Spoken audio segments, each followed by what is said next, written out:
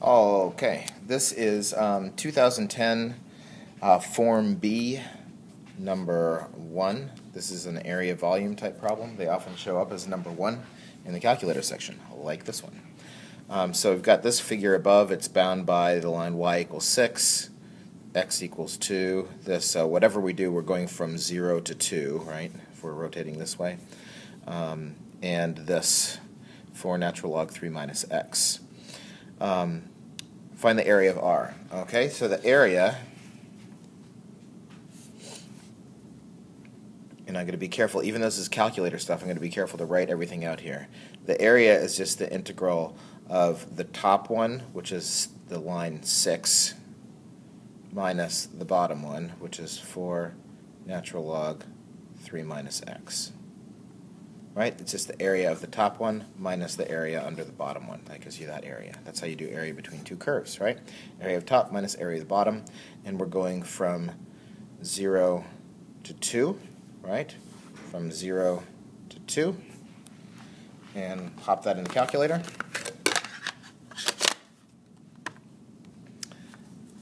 We want to do Math 9, fn int of 6 minus 4 natural log 3 minus x, comma x, comma 0, comma 2, 6.817. Remember 3 decimal places. Do not mess that up, please. Alright, part B. Find the volume of the solid generated when R is rotated about the horizontal line y equals 8. Well, the line of y equals 8 would be up here, so when we rotate this around it, it would look like this, kind of like a volcano sort of shape. Something like that. And notice that when we rotate it around this line y equals 8, that this becomes the outside radius, and this becomes the inner radius. So, to find volume, we're still going from 0 to 2, right? We need pi r squared minus r squared, right? The outside radius squared minus the inside radius squared. But since we're rotating around this means we need that minus 8 shift. So this is going to be the outside radius, which is this, 4 natural log 3 minus x, minus 8, that's the shift, squared, minus the inside radius, which is 6 minus 8 squared, which is the same as just 2 squared, right? If you have a negative 2 there, it doesn't matter because you're squaring it, right? dx. I can put all this inside the same integral. Okay? Oops, sorry, you can't even see any of that, can you? There it is. 0 to 2, pi r squared minus pi r squared. The pi distributes between those, right? Okay? There's at least a couple points probably for this, for getting that set up right. This is, I would guess, I haven't looked at the rubric for this one, but I would guess it's either 3, 3, 3 for the parts or 2, 4, 3. Alright, so let's go back and let's see if we can do this. It's not that different than this, so, oops, I'm going to go second, nope, try that again, second entry, there we go. I want that thing, let's see, I want this squared minus 4.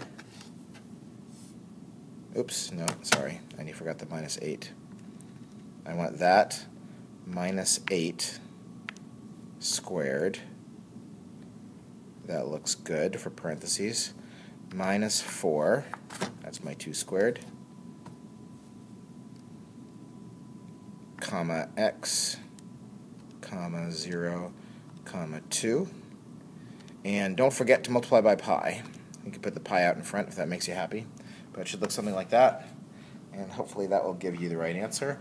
168.180.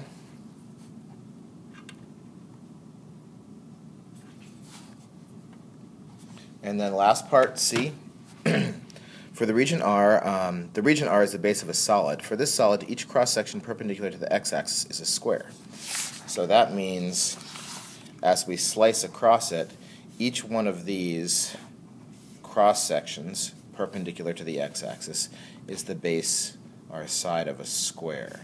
And how long is each side of the square? Well, that would be 6 minus 4 natural log 3 minus x, right? It's this minus that. That's how long the side of each square is.